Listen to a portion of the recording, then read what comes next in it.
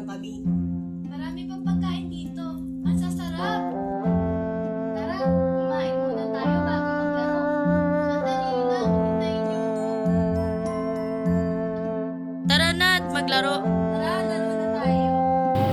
Habang abala ang iba, ang nawawalang tupa ay unti-unting tumitingin sa malayo.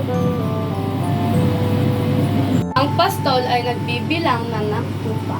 Oras na para magbilang. 1, 2, 3, 4, 45, 68, 79, 96, 99. Ha? 99 lang? May nawawala. Nang malaman ng pastol na may isa siyang nawawalang tupa, hindi na siya nag-atubi. Hahanapin ko siya. Hindi ko siya papabayaan. Ang pastol ay aalis na ng entablado.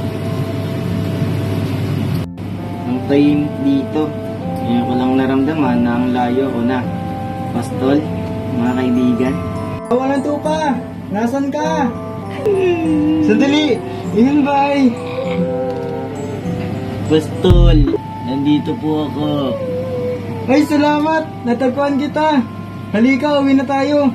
Hindi kita kailanman nakalimutan. Pasensya na po. Naglayo ako. Natakot ako. Salamat at hindi niyo ako pinabayaan. Uy, bumalik ka! Huwag ka na ulit lalayo sa susunod ah. Ang bawat tupa ay mahalaga. Kahit isa lang ang mawala, hahanapin ko sila hanggang sa sila ay aking matagpuan. Ganyan din ang pagmamahal ng Panginoon. Hindi niya tayo iniiwan, lalo na kapag tayo ay naliligaw ng landas.